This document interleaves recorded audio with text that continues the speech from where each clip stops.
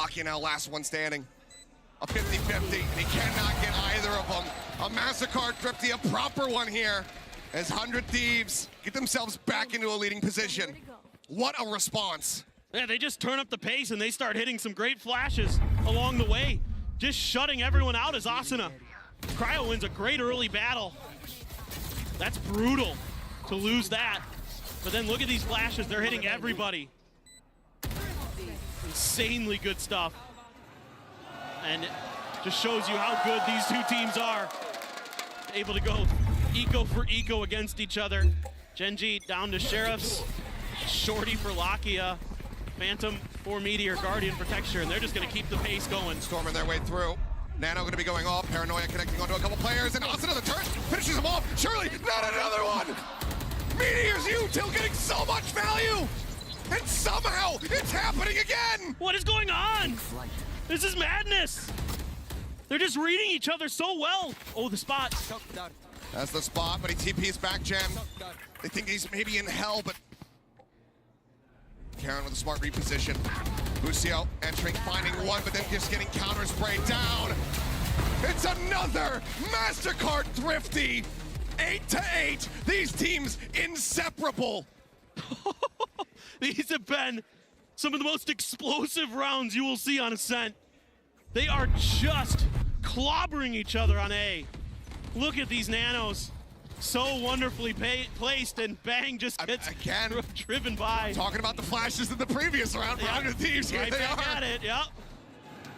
Absolutely unreal scenes, the likes of which we have never witnessed before. Give me more of that. I'm enjoying this. Well, the economy needs to be broken if that's going to be the case. Texture waiting out to see if there's going to be a ping, but instead, 100 Thieves read it. And just spray across. Texture falls. The trap play not getting its catch. Left open so much space on A, and that brings out the fragment from Genji to make sure that they can reposition, and Munchkin just plops himself right in the middle of this smoke. Bang waiting to see if he'll push out, but Munchkin gonna think better of it. Gets the check though. Yeah. Munchkin wanting to push it.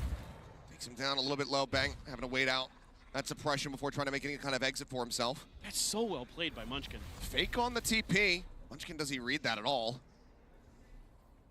So the answer's gonna be no. No attempt at a spray. Null command now gonna be popped. They rotate over here in towards B, but Meteor able to collect one kill. Weapon still works just fine, and Meteor shuts down 3. Res can come through. Austin is still in the fight. The push now, the fluttering attempt coming in as Karan able to find 2 quick kills, and bang, still he's in spawn. Working. He's over in their spawn. 30 seconds left. A massive opportunity here for him. No way they read this. The door is shut. They know. They're so aware at the moment. Karan staring over here towards Alley. Tucks back though. But Munchkin left lingering. He's got the spike under his control, and Karan's got the headshot to give Genji the lead. Oh my God. These rounds are absolutely bonkers, dude. These are just so crazy, the back and forth. I mean, you get the opener on the Texture, and then you buy a bit of time. You bait out some good utility from Genji, and Meteor just goes crazy. I mean, these repositions, gets the first dink, and he's like, oh, I'm gonna get more off of this. And Karan steps in, finds a second through the wall there. Ridiculous stuff that we are seeing here. Genji now up 9-8, but it has just been a fairly pendulum swinging map. These players just back and forth, giving over these rounds. Again, softer buy here for the side of 100 Thieves. Guardian for Stingers.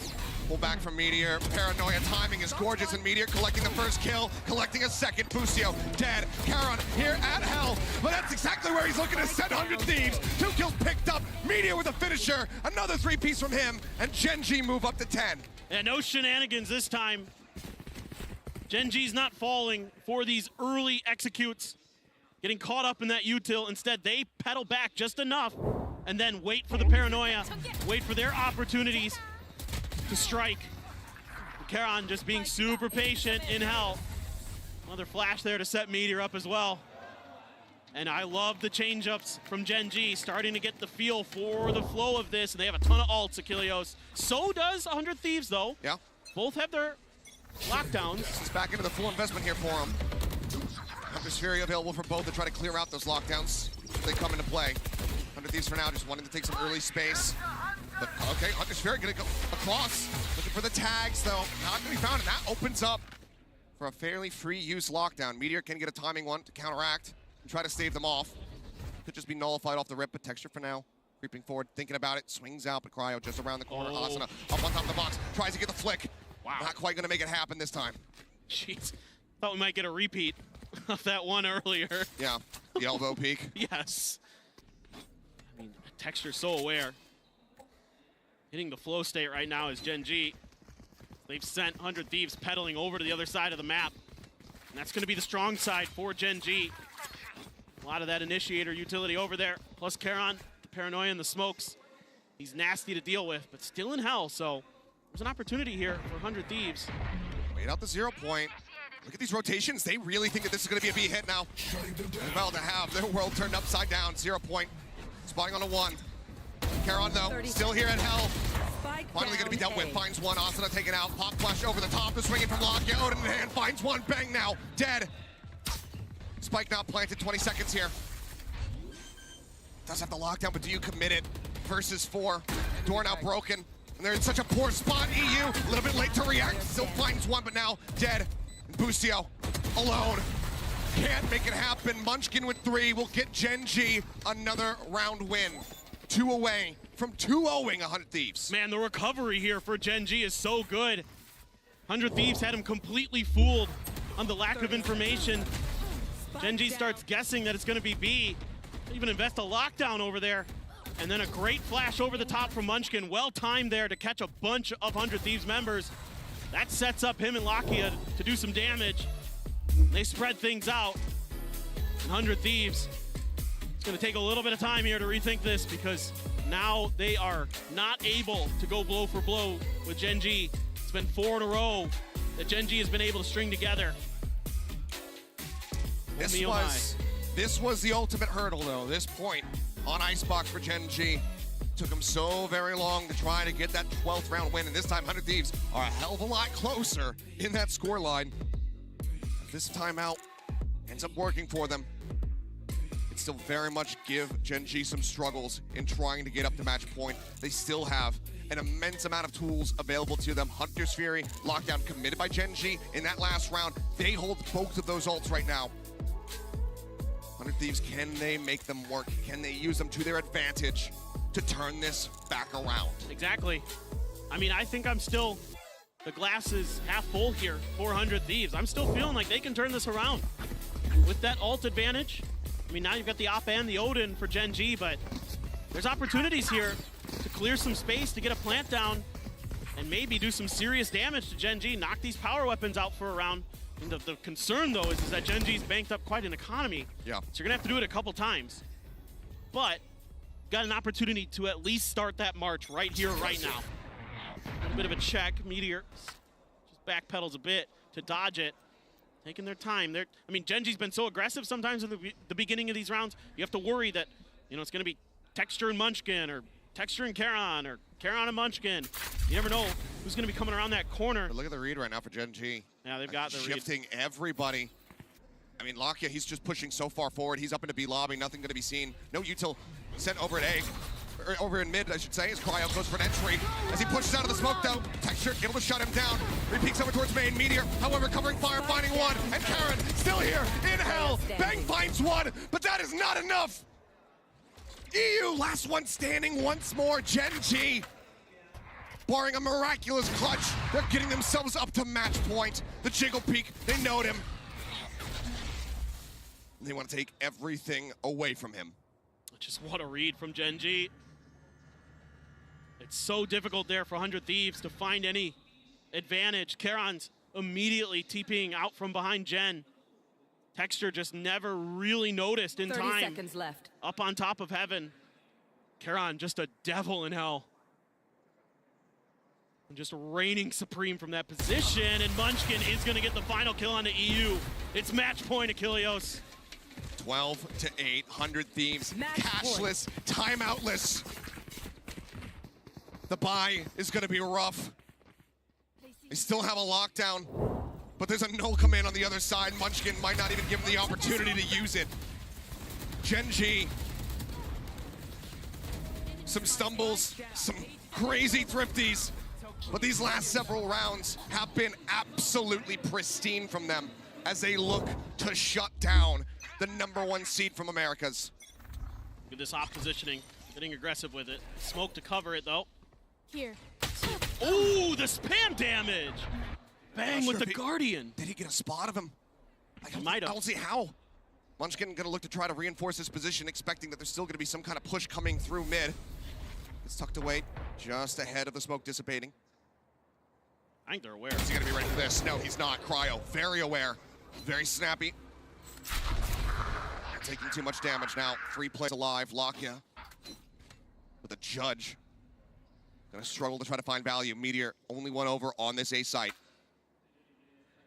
And with the ult check, gonna have a long rotation to reinforce A. If that's where 100 Thieves end up striking. Flash at the ready. Full util. Dumped here. It's gonna be popped. Meteor trying to buy some time here. Allow for the rest of the team to rotate over. Fragment gonna be thrown down right at Meteor's feet. He's got to push out off of that one, but he's got this one-way setup and he's able to collect a single kill. Rotates back, tucks away, looks for Bang, can't make it happen. Bang finds a headshot. It's Lakia now picking up the operator. Taken down, Bang gets himself a third. Coming alive here when they need it the most. For Karan, it would be absolutely monstrous of him. This young gun, this rookie. Smoke nearly back up, finds the first, but it's taken down to 20 HP. Nigh impossible for him, especially with the flank coming around the back. Cryo will just go ahead challenging for the fight. Takes him down. 3 players left alive, weapons collected, 100 Thieves. They hang in. Yeah, there's still life in them yet. And Bang, doing a great job there. I'm with you, Achilles. I'm not sure if they saw something underneath that smoke, like a pixel out of place, or just caught a glimpse on the map, or just guessed. Just a read. Just a read. Yep. And that's fair. I think it's just a great understanding. He says, okay, I think Texture's going to be pushing up. Smoke, he's going to just go ahead and try to back off. And he's just got the lineup for it. It's huge. Gives him an opportunity. Now they've got another lockdown for Boostio to work with. I mean, man's just been holding on to it. Yeah. Oh, he's just been holding on to it. Yeah, he hasn't used it. You're right. Just felt like so long ago that maybe he would have used it. Texture just looking to clear out that turret. Backs off, wary about any kind of counter swing up from top mid. They're gonna really stack towards B. They're anticipating that with all the troubles that 100 Thieves has had at A, when that's been their main point of attack without any early picks, eventually they're gonna have to consider B, but with this op here, let's see if Texture can find the opening kill. Ooh, EU swinging, but not wide enough for Texture to collect that one. Breathe a sigh of relief as he manages to stay alive.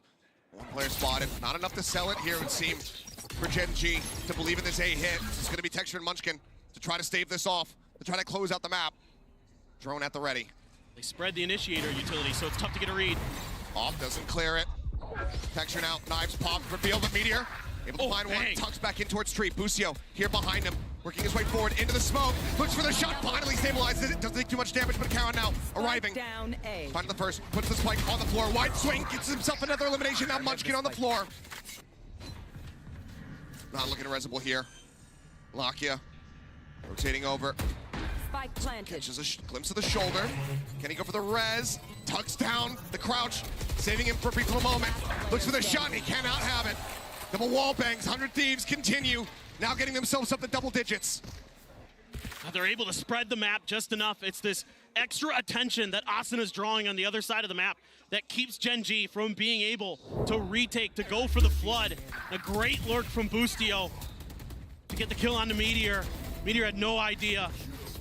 Dead to rights. Asana immediately up top to shut down the no command. Great spray through there to get those 2 kills off the res. Gen.G now gonna take a timeout.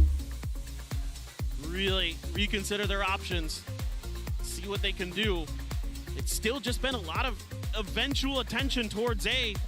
for the side of 100 Thieves. That's got to be in the back of your mind as Gen G. Are they eventually going to be going B? You can see that they're starting to shift some of their forces over in that direction, kind of anticipating it.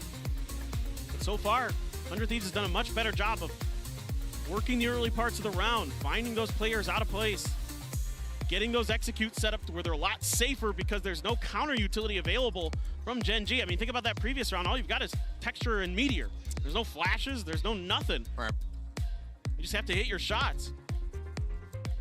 Final send here on the timeouts out of the coach's hands after this, unless this goes to overtime. Let's see if 100 Thieves can deliver on that. Lockdown still available. Meteor 2 off of his own. 100 Thieves needing to get these next 2 consecutively. Take us into that OT to have a chance at taking us to a 3rd map. Texture just gonna opt to not grab a gun. Just kind of playing off of a dead teammate potentially. They went for a walkabout in A main, but that gives them a ton of info that this is gonna be a B hit. So they've already got a lot of reinforcements in place. Banner to clear out the alarm bot. Switch gonna be hit here as Cryo goes pushing forward.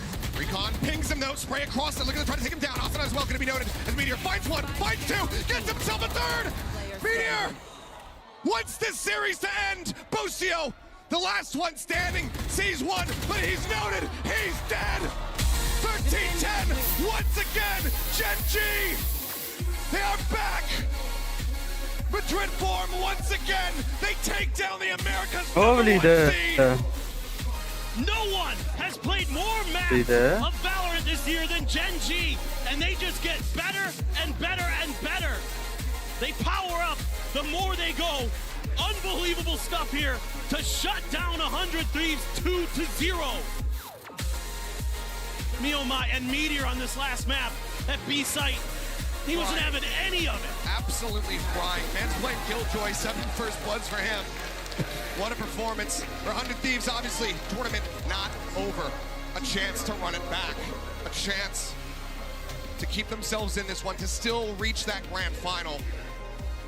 Not quite taking the path that they wanted, but there is still opportunity here for this team, because you know that this loss is going to make them hungrier than they even were before. Oh yeah, well, and in some ways, to make matters worse for 100 Thieves, you just lost to Pacific's #2. Now you got to go up against Pacific's #1.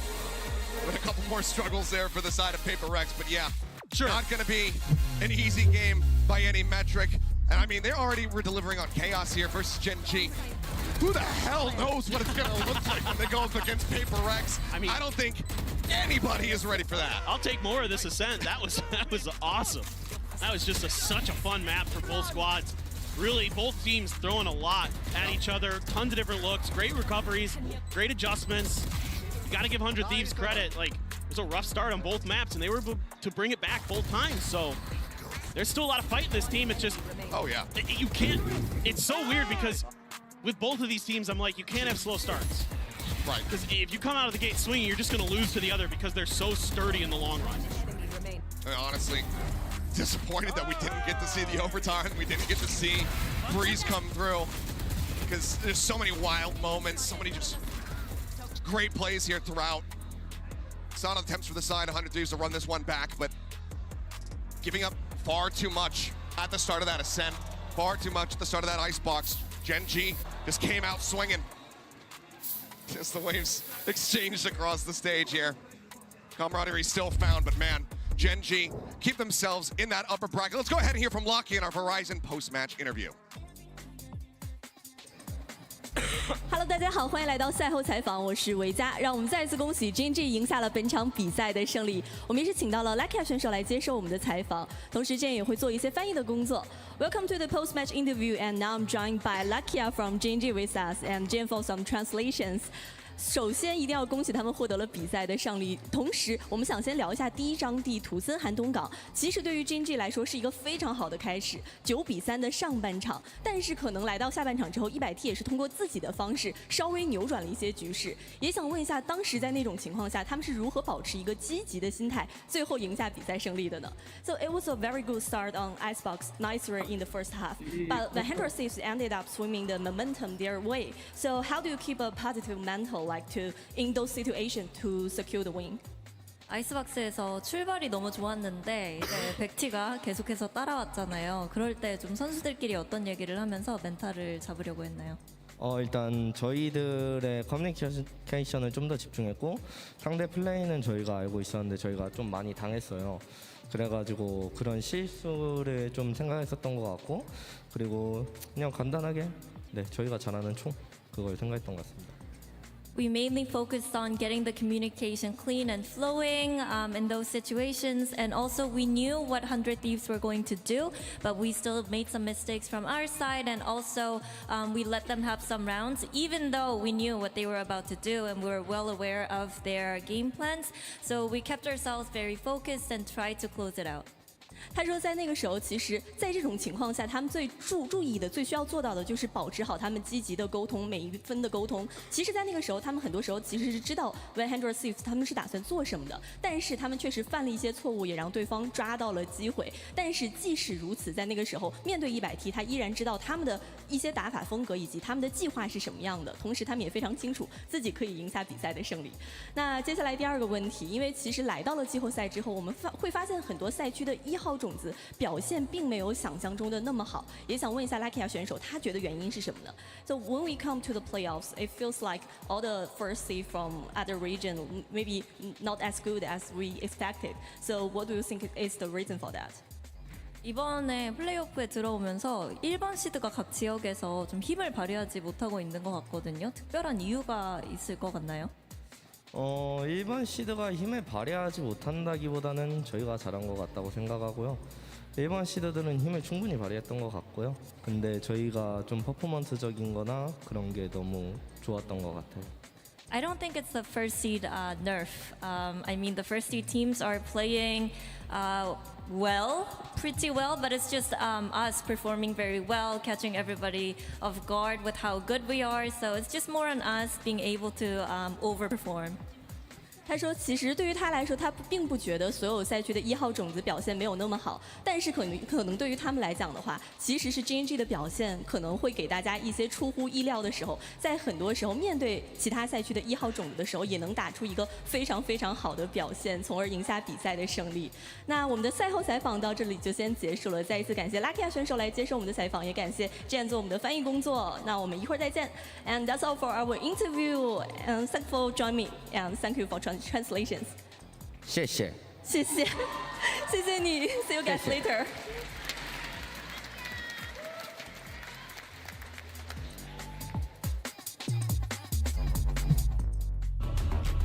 Two of the best teams of this tournament so far are about to go up against each other, and things could get really spicy. You heard it there from Genji. If Busio were to stand up against them today, they're just going to tell him to sit down. Tailwind already burned, but now the reinforcements arrive. It's going to be Munchkin Lockit collecting one apiece. Lockit doubling up, tripling up. In fact, Genji up by 3. Nothing to try to interrupt that one. Picture here, back yellow. But it's going to be Munchkin who's filling the kill feed. But Munchkin gets himself an ace. Connecting in on top of it, not going to be able to clear this one. Texture going to be taken down. 4 players detained. Absolutely everyone caught. This round, it's a massacre. Busio, what a catastrophe for Genji. Baby, go bring this shit back. Let's get it, baby. Come on, you got this shit. I'm so bold. That was a good round. And those kills, Gibbs the Thrash. Over here to Lakia, bang. Up top to detain, through, and they cannot find the kills. Genji will put their feet down and close out Icebox 13-10. Again, they attempted the entry, but bang in the same position. Gets the same players, but this time he gets Munchkin on top. Into window, and Munchkin not reading that he's being shot at whatsoever. Texture now does come in, manages to find that backstab, but cannot displace Asuna, who holds down the site.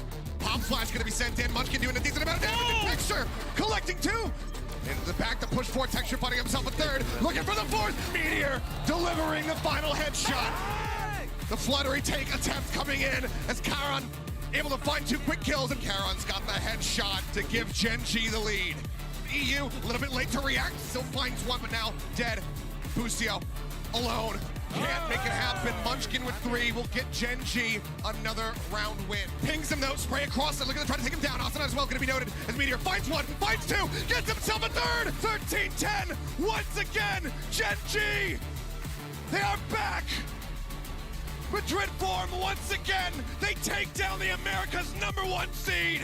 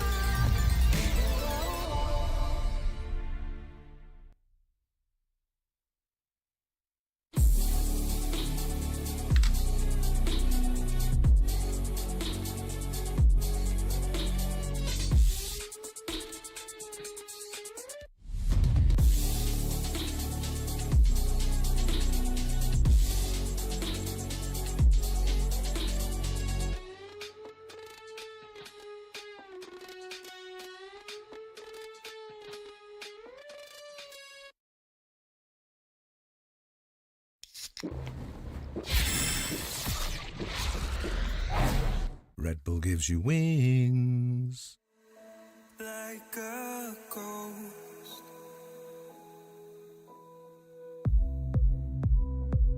Am I the one that makes you cry? Or keeps you so high? There's no coming down. I lose myself when you're not around, like it's something real.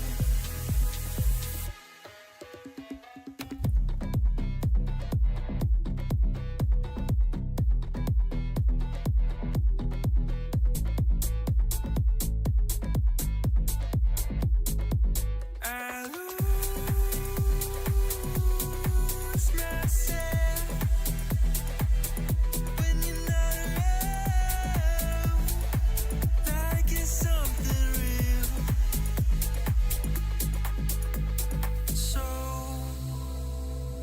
everything was just a lie. I think it's haunting you, like a ghost.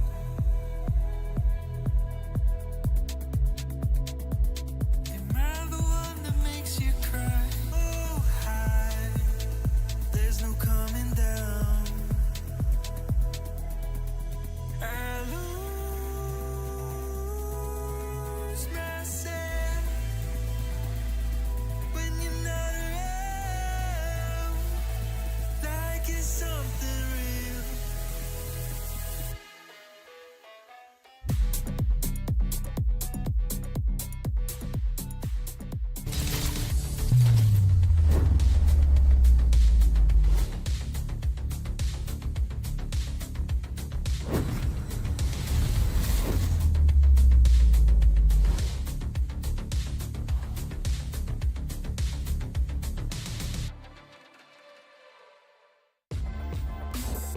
Welcome back, everybody, to day 9 of Masters Shanghai and upper bracket match of the day. It's Team Heretics versus G2. I'm your host, Yingsu. I've got Nvme and Kukuka with me here once again. I swear, the first match of the day, we always get this shock, and then the second match kind of goes the way we want it to go. We think it's going to go. But what way do we But that's want what I'm this trying to one to ask. go? Which way is the normal way? I think this match is actually perfectly even. I think 100 Thieves was favored in that last match, but only by a slight bit. I really think this could go either way between Team Heretics and G2. Again, it has to do with that last map and how everything was like down to the clutches, and probably Team Heretics that was not prepared. But now, you know, the Fabs, some more server time, taking down some teams. It's looking very promising. Luckily, we have historical facts on how this game could potentially go, because, Mimi, it's a rematch. I only have historical feelings, but my biggest feeling was that this should have been closer towards the end than it was. Team Heretics in the last two maps, after a great start to the series, I think really started to crumble. They came out playing split with Patatek on the raise. The game plan didn't look fully cooked through, and they fell apart to a G2 that was honestly starting to pick up a lot of steam. It was I think the first game I watched at this event of Icy, where I was like, this guy is ready for the big stage, where he was really stepping up. It was some great calling from Valorant, but I think Team Heretics has grown so much since this match. Yeah, exactly. They've gotten all the practice that they wanted. Yeah, to me, actually, it was the bind. We saw it again from G2, and I feel like they feel very, very comfortable. They are forced to be reckoned there with. So, honestly, I don't know what to expect from this one. I don't know what to say, because at some point, you would think Heretics will go down, right? Right? Go down where? Right? To the lower bracket. To the lower bracket. Oh, no. Eventually? Oh, not you. No. Is Heretics going to be the team that makes it cleanly to the grand final? It is crazy. I was the outlier No, in that but it graphic. would be ridiculous if either G2 or Team Heretics did. I think both these teams, Yes. Heretics coming in with a stub, G2 coming to their first international event for this core since Reykjavik 2 years ago with a brand new duelist. Like, it would be a shock for either of these teams to make that happen, but it's possible. It is possible, and for more on And it this will rematch, Mika Fabs caught up with Boo. I'm here right now with Boo from Team Heretics. Boo, this is going to be the second time that you're up against G2. You previously faced them in the Swiss stage. So how has the team grown? What have you guys learned since then? I think since then we improved our fundamentals. I think that's the reason we lost the split against G2. So yeah, we fixed that. We prepared for the maps that we expect to play. And yeah, I think this time is going to be way better. Excited to see it. Good luck. Thank you. I love that little smile at the end as well, because he knows exactly what their game plan is. Yeah, exactly. I think that it did come down to those fundamentals, because so many of those clutches, they were 1v1s. They were like 3v1s, 2v1s, and they were losing to mistakes that literally getting you're not ready for the play in this way. Yeah, and for one of the players on this team I want to quickly talk about, Nvme, is Ryzen. He's so good. Yeah, he's really good. This last match we saw out of Team Heretics when they owned EDG, I think a lot of it came down to this guy. His initiator utility is consistently stellar, and when we're talking about the fundamentals, how this team is playing together, I think the synergy between Ryzen and Patatek as the double initiators of this squad and how they're setting up Woot is absolutely pivotal, and I think he's been knocking it out of the park this tournament, on top of having great individual performances beyond that. 2024, their year of the rookies. We were so excited in Madrid to finally see Ryzen on stage, but the way that he's delivering here, again, such a young player. We have so many youngsters performing at this level. We do not see many players playing that Soba onto Sunset, but he makes it look as like you should in every single game. And the guy is confident. He's up there bringing energy to the team. He's cocky too. I saw an interview he did on the LATAM broadcast with Dendriad where he said, G2, the match is already over. We've won. We're so much better than we were last time. Like, he's so confident, and deservingly so, because he's been playing great here in Shanghai. Honestly, one of my favorite things about Ryzen is that he self-proclaims that he's the most toxic player on that team, but he will not say anything to Boo. He's like, yeah, I'll make fun of Benji, you know, I'm gonna mess around with Boo, but like, if Boo, no, that's the daddy. I don't do anything. But time and time again, every time that we see them on stage, you'd be like, Benji, celebrate, and Boo is living with it, and Boo's like, okay, guys. Because he's like the father, literally. Yeah. He's like daddy. He's like, okay, we keep into the game, stop with the summer camp, it's over. He's got to keep them grounded. But the thing is, we talk about what Heretics have managed to do since the last time they faced G2. But the fact that G2 managed to beat PaperX since the last time they faced Heretics, which I think, Nvme, is a way crazier feat. Yeah, I mean, them beating PaperX, I don't think anyone could have seen coming. But this team came out and they really stepped up to the level of their opposition, in particular, after losing the first map. 11-1 in the first half. But they said in interviews, hey, all we needed was that one round. That was the catalyst. And they turned it around, and they had fantastic performances on these next two maps. They're so good at playing as a team and shutting down star players. They did not let Something and Jing get up to their usual shenanigans, and guys like Icy came out with massive confidence. Which is something that not many people can say, right? Like, we saw Something yesterday, and what he was doing on the same map on Bind, how confident they were, probably taking advantage of the fact that PaperX were feeling a little bit cold, and G2 was on a roll. Yeah, they were indeed. I'm glad you guys mentioned Icy, because Mika Fabs caught up with him to get his thoughts on this matchup. Hey guys, I'm here right now with Icy of G2, looking very cool. I'm suddenly aware that I don't have shades at all. I wanted to ask you how you feel going up against Woot, especially since there's been a lot of attention on him now being one of the rising duelists of this tournament. I don't think he's a problem. He's just another player to me, so it's no big deal. It's all the same for him. Yep. All right, coaches, talk. He's smiling. He's smiling. He can't take himself serious. Is that going to bite him a little bit, you think, after this game? Is he going to pay for that? The fact that you think, is he going to pay for that? Well, maybe. Hear me out. The fact that you think he cannot take himself seriously because he's laughing when he's wearing that t-shirt and those shades. I mean, it is the laugh. It's like he cannot. Hear me out. We are talking about the duelist. Yes, you know, coming into the tournament, we know Woot was not supposed to be in that position. He has demonstrated that he is a demon in the server. But also, we need to think about the initiators that are setting them up time after time. I don't think it's much about fearing your opponent. It's about fearing how much that initiator is going to go up against you. Yeah, and even if he's cracking a smile during the interview, having that confidence is critical. And I think it's what he was lacking in Americas, right? This was a guy who was really getting criticized a lot for underperforming, rightfully so. But he has stepped up so much here at Masters Shanghai, right? Like, I feel like he's finally like proving to the community why this team had faith in him. We always heard from pro players behind the scene about Scrim Icy, the guy going out dropping 40 who was dominant in T2. And it's waited on himself, and I think he's peaking at the perfect time. Very similar to what Woot is achieving, looking like the breakout star in Shanghai. I mean, this is the thing, though, with Woot. He's said it himself in the past as well. He doesn't feel anything but confidence. He's like, I don't really feel pressure, I don't really feel nerves, I just feel pure confidence. So, Kukuka, who's going to out-confident who, you feel like?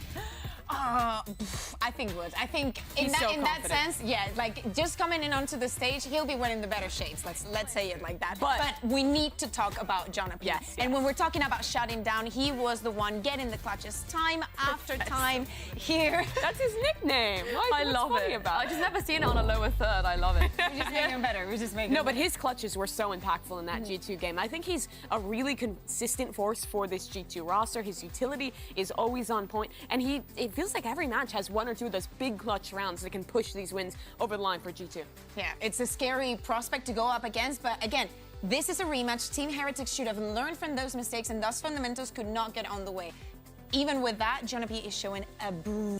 Even when he's not getting those clutches, sometimes he doesn't even need to because he's just setting up everybody else for success. This is the thing, though. They should learn from that, but the fact of the matter is, Mimi, they lost. It was G2 that won. They did end up losing, and I think they are a better team than they were when they lost that game. The fundamentals have improved vastly. They've figured out their comps on maps like Split. But I think G2 is going to win this game, and I think the biggest thing for me is how strong their team play is at shutting down star players. They've done it against the best in the world, shutting down players like Ospas. They have great synergy. They're always finding double swings, and they always have the right game plan. I think it's time for people to stop doubting G2. Maybe, you know, Heretics wants to bring in the chaos. Maybe they feel so comfortable that when the plan is going down and they cannot play against G2, they decide to just send it. I can't wait to see which way we're going to go here. It's time to bring the players onto stage. Here's Team Heretics and G2 Esports.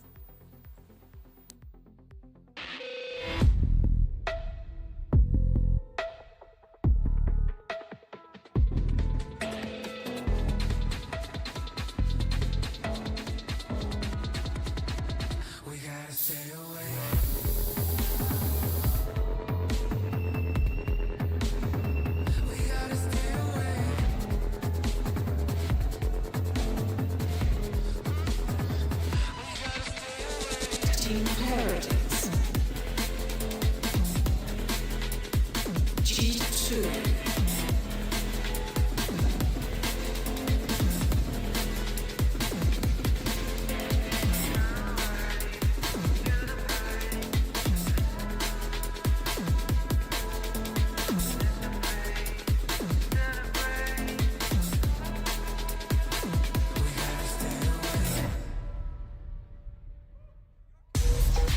Wow, it feels like deja vu out here. It wasn't that long ago when we saw both of these teams on this very stage, and it was G2 that came out on top. But this time around, things are very, very different, and the map pool is absolutely bonkers. What? You're telling me, okay, so for people, context, Team Heretics have been perma-banning that Ascent the entire year.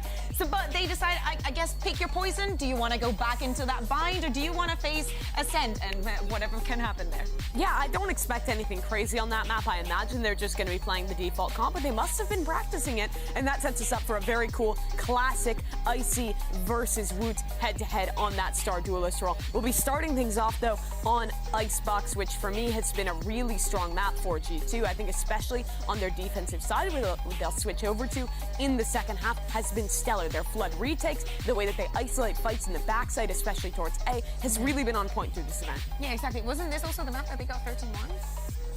Yeah, by T1. It did happen. You know, Yeah, it happened. It happened. But they've gone a lot since then. No. And honestly, this match is about two teams who have had massive growth. From the debut they both had back in the Swiss stage to now in the second round, in the upper round of the playoffs, it's two squads who have met the moment in Shanghai. But it's interesting, right, that both of these teams, they do not want to face up against each other in the maps that they have already played. Sure. Heretics is going for something they have not picked in the past. They want to go for the Icebox. They feel very, very comfortable. This was the map that, by the way, went completely insane against FPX, that never-ending overtime that actually took them out of the Swiss stage. That really surprises me, because obviously maybe the 13-1 is the reason that Heretics want to take G2 there, but it's also a map that they could have very well lost, and it could have meant that they very well not have been here. Why not Lotus, right? We were talking about the initiators. Patitech is so good. Rians is so good there. Even if they were to start on the defense, they do a great job at shutting them down, but they decide to leave that for last. Maybe they're expecting to go to distance.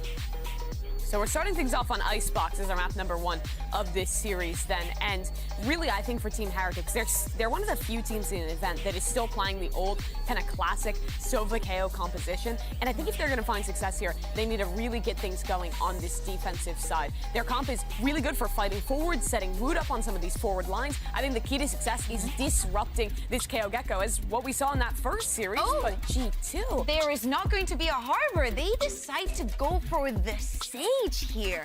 Did you expect this one, Mimi? No, I didn't, but I do like this change. Yeah. I like the, this is kind of a little bit a la 100 Thieves, where they're sticking to that comp they were doing before with that KO, or excuse me, that Sova and that Gecko in the mix. But the stage makes it a little bit easier to get that spike plant down, adds a little oomph to your retakes as well. Plus, you can have those lineups with the slow orb towards places like back yellow to help your scaling. We wanted to see that head-to-head. We're going to have to wait. A composition without a duelist to start things off. Well, let's not wait any longer and bring your casters into this match. It's Doug and Baby Bay. Thank you so much, Insu. Yeah, Mimi mentioned it, Icebox to kick us off. We've got to talk about the Sage transition, moving away from the Harbor towards that pick. What are your thoughts? I think it has a lot to do with the attacking side. I mean, they want to set the pace. They want to get the bomb down. I mean, they had no success at all against T1, but I think that can work into their favor, Doug, because when you lose that badly, you didn't really show much of anything, and they were able to watch so many rounds from Heretics on this composition. And G2 is a heavy prep team, so they might come fielding a lot of unique ideas that will counter the way Heretics like to play this defensive side. And they've made a living of studying their opponents and knowing them in some ways better than they know themselves.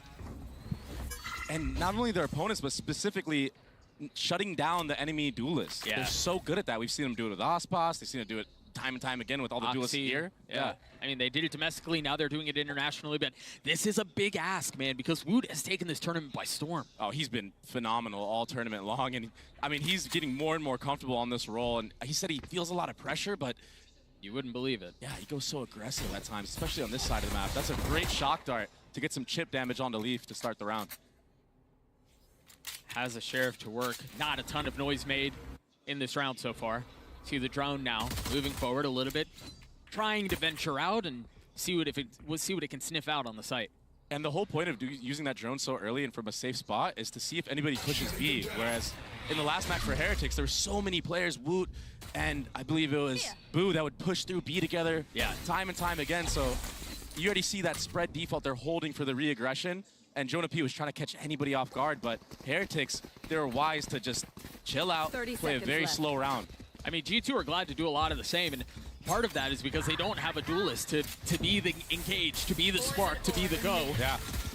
But as the wall goes up, Wu's Ghost. That's a free not bomb able plant to as get well. through it. You see those mollies, they're going to cause problems. They haven't committed to the plant yet. They've tried, but they have not succeeded. Now 10 seconds left and a second attempt at getting the spike down. Meanwhile, Wu dancing in between the panel. It's been left open, trying to find a couple of kills. But G2 have made it this far. They've gotten the spike down. Wu on the dash out as the round comes to a halt. A lot of players low HP, Doug. Yeah, and a dare from either side. Who's going to be the first to swing? Who's going to be the first to go? Benji Fishy finding 2 big kills. Icy on the swing, not able to steady it.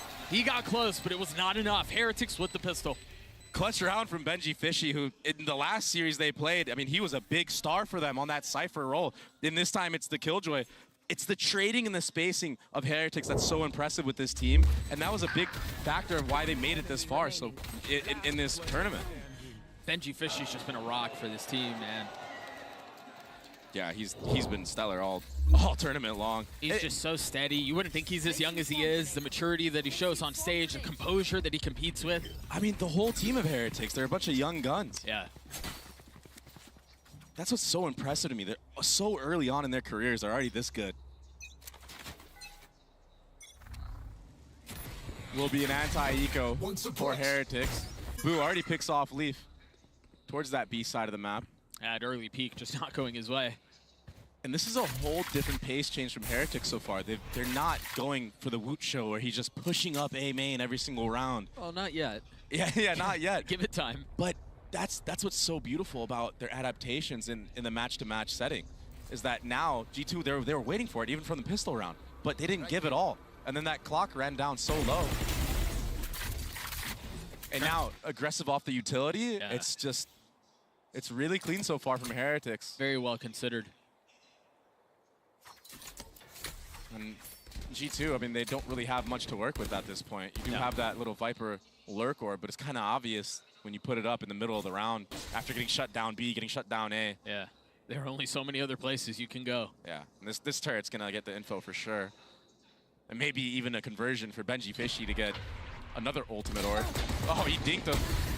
And he kills Jonah P. Good stuff so far.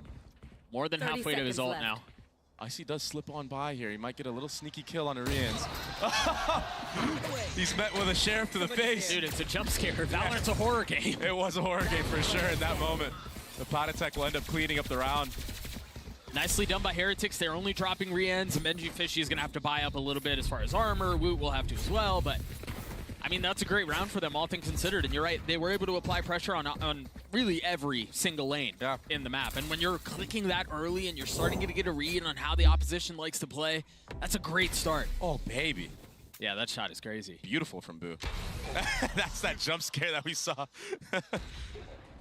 I mean, I'm surprised nobody hit the little mouse wheel jump right there. I mean, we saw so many of those this tournament so far.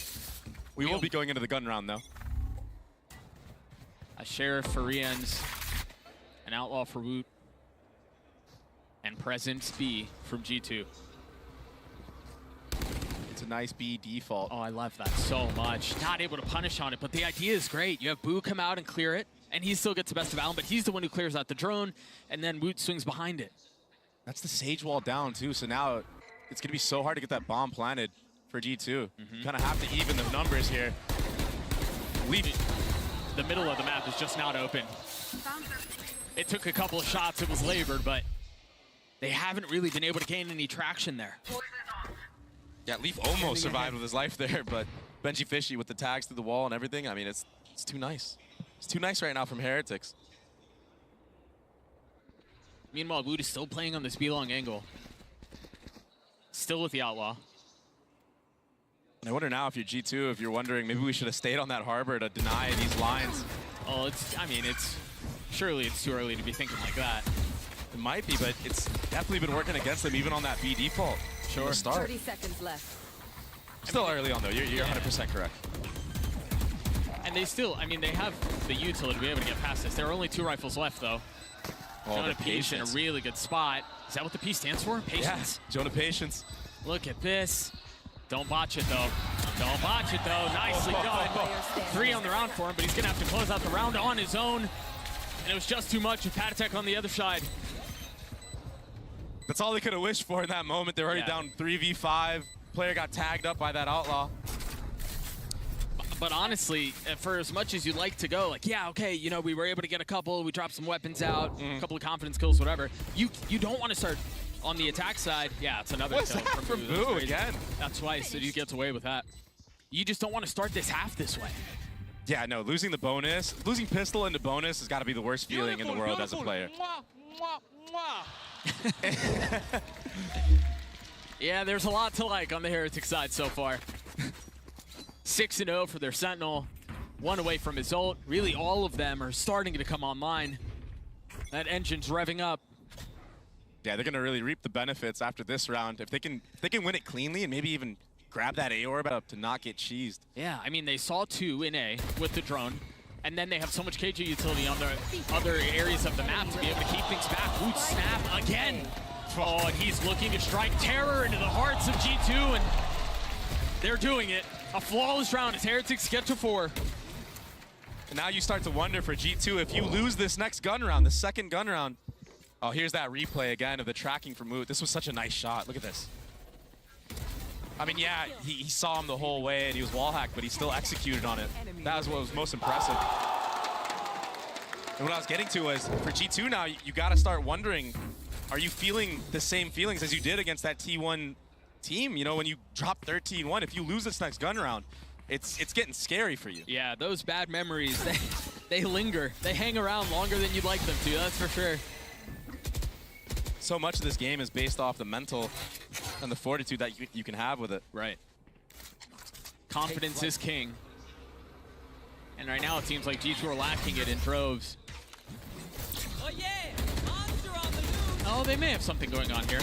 Valen was tagged by the Soviet util, but Icy's Thrash going forward, but they haven't cleared Woot. He hasn't moved.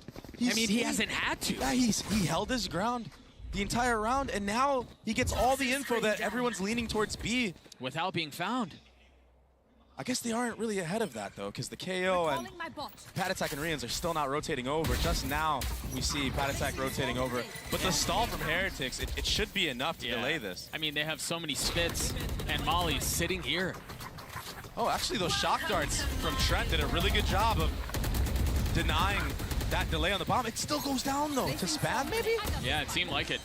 A second attempt at getting the spike down will be delayed. It's Boof. Not yet. G2 taking a step back. Huh? Now committing to it.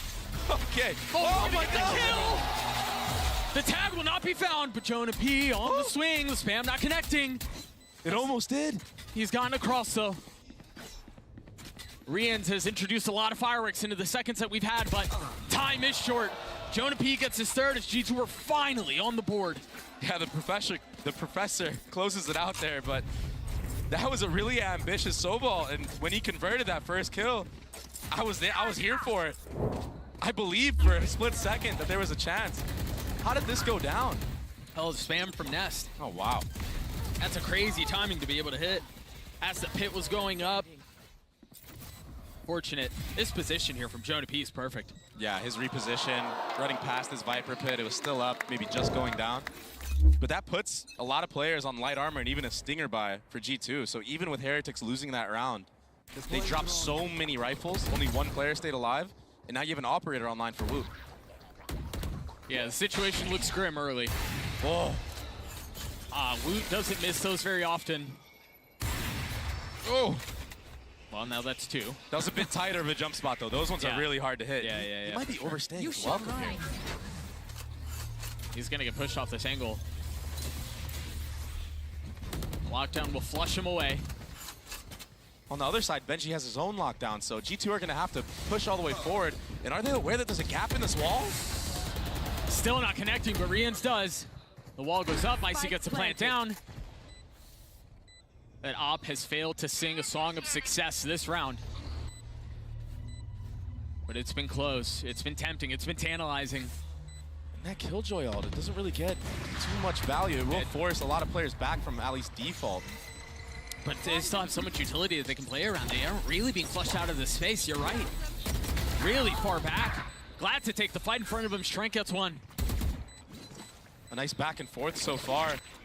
Woot, he's gonna have to come up huge right here with this operator, but Icy will sit him down. I believe it was 4 shots rattled off and not a single one connected as G2 get their second. nicely played round from G2. Just settling the score in that post plant, baiting out Benji Fishy's ultimate into that kitchen area, and Icy just getting out of dodge. I mean, he was playing that default area to be able to potentially disrupt Benji Fishy and try to kill him before that lockdown comes out.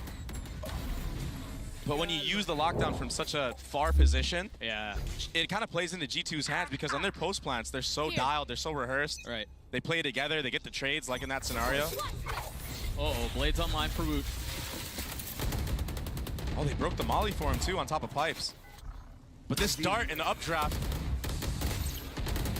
The op didn't really connect on anything. Can the Blades tell a different story?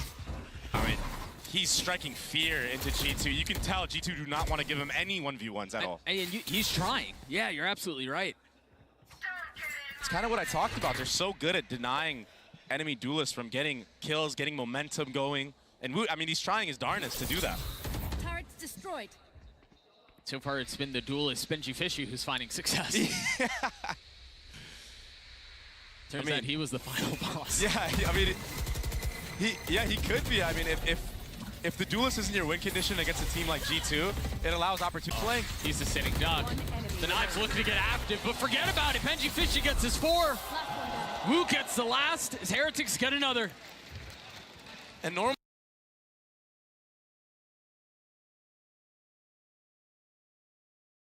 on a map like this, it's the Leaf Show.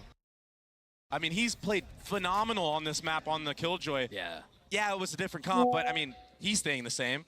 And he's getting diffed right now by Benji Fishy by a mile. That knife got so much value.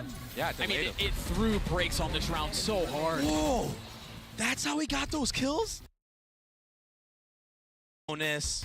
I want to get your thoughts on the timing of this timeout, though, because it's not like you've been hit in a couple of rounds and you're down 0-4 and you're like pressing the panic button, right? This feels like, yes, they're down, but this feels like really good timing out from Josh, the head coach for G2. He's had a couple of rounds to sit and watch things out and kind of see what the adjustments are, and it doesn't feel as panicked, I guess. What are your thoughts? I definitely don't feel like it's a panic timeout. I mean, the economy right now for G2, you guys can't see it, but it's not looking good. It should be an anti-eco, I believe. So this timeout is mainly for that next gun round. They need to convert it. You have to convert the gun rounds. If you lose another one, that's when you're going to start hitting that panic button and freak out. Yeah. So giving his team 2 rounds to kind of get their mind right, getting back into the zone for that actual gun round, that'll be good. But as I say that, it's actually a force buy into the round. So they're trying to catch Heretics off guard. This is a big moment to change the tide, swing the game into their favor. If they can steal this one away. It's a big heist if they want to pull it off. And I mean, it's just so damn difficult. Bad Attack is so clean with his mechanics too. I mean, everybody from Heretics. I feel like every other round, somebody's just getting a 2K or 3K, all headshots. I barely see them get body shot kills. Maybe Woot will with the up, but honestly, I wouldn't doubt if he gets a headshot too with this gun. As the dash expires, the crosshair still held. It's on Jonah P to try to at least apply some pressure, create some space. It's manipulating rotations as Rian goes back B. All he has is a stinger here, though. He's taking his timing. I like this. It's really just intended. I mean, if he can find some space, that's great. Create a little chaos in the round. Why not? You've got plenty of time here, too. All that info. You hear the drone out. You hear the footsteps. He's now going to get caught. But is that enough to bring him back? Because G2 are already rotating back B. They might have gotten ahead of this, but not the way they wanted to. Heretics are playing this so safe, so disciplined.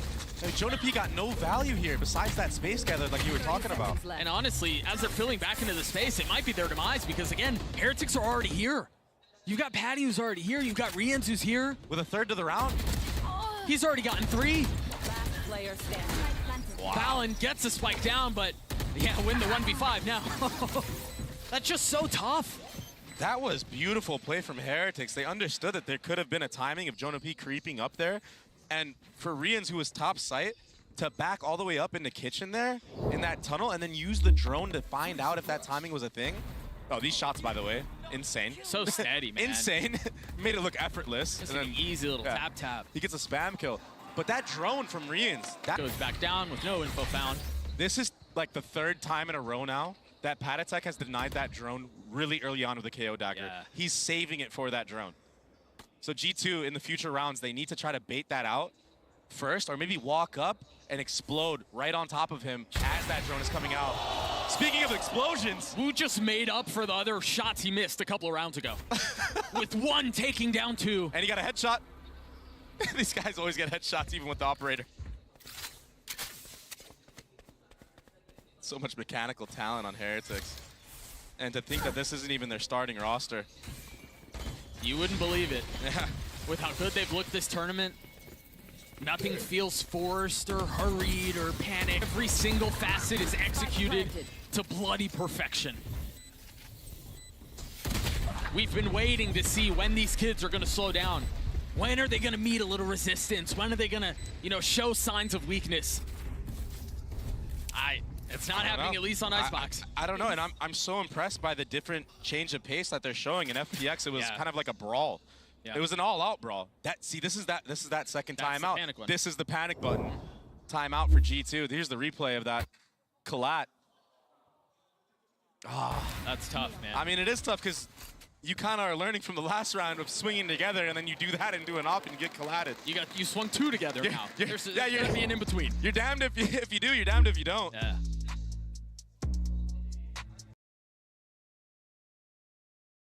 Kind of forced a fight where you know he's going to take it, but now you don't really have those options with running the Sage opposed to the Harbor. Yeah, I think part of the other issue too is this comp.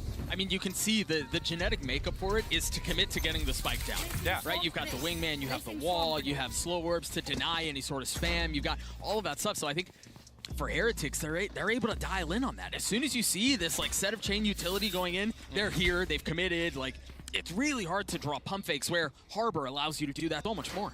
And a lot of that has to do with the way Paditech's been using this knife, denying all that info utility and not giving G2 any type of space. This time he uses it really early on. And G2, if they want to get anything going right now, they need to take advantage of that cooldown time.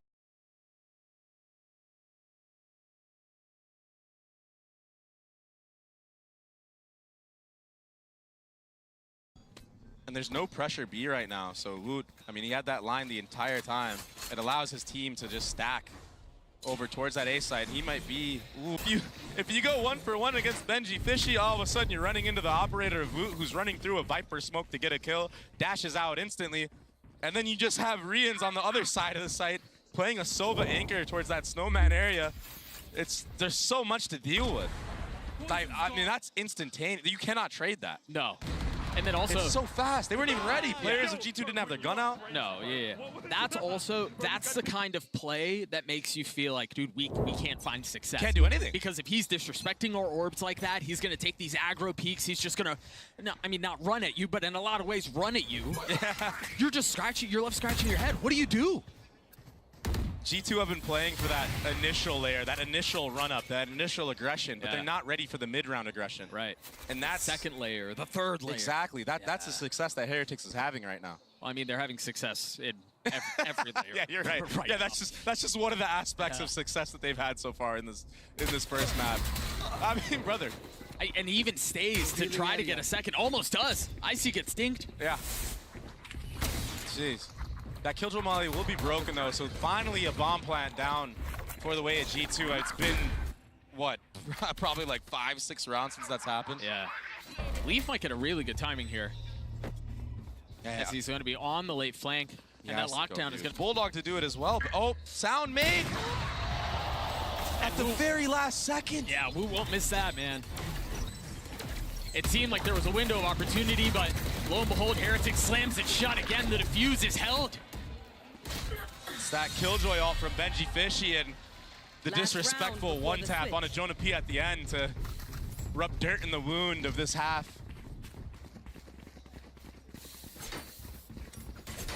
G2 have built their pedigree around never giving in, never giving up, right? You think about their history, the fact that they stay together, they grind through Ascension, all of the stuff that went down with that, and then they decide we're never giving in, we're never giving up, we're staying together. They qualify for Shanghai in the exact same way with this grit to it, where it isn't always pretty, it isn't always sexy, but man, it works. But right now, that grit is just getting punched in the mouth. Like, and at some point, overly aggro in the beginning of the rounds, it was the other players that were getting a lot of the value. I mean, full vibes up. They're getting everything they want and then some, to be honest. To be up 10-2 against G2 on their map pick is great. We've got Mika standing by with the super fan from G2 who's probably not having as much fun as he would like. Take it away, Mika. I'm standing here right now with a G2 super fan, Eric Chang. Eric, thank you so much for taking time to chat with us. Why G2? I'm curious. What began, your love story with G2, or your how much of a fan you are for this team? Well, I first started off in 2018. I was there. 2019, I was there at 3 AM watching them losing to FunPlus Phoenix 0-3. I stick with the team. My favorite player, Caps, also stick with the team, and I embrace the team's culture. I like to yap. I like to talk crap. Definitely.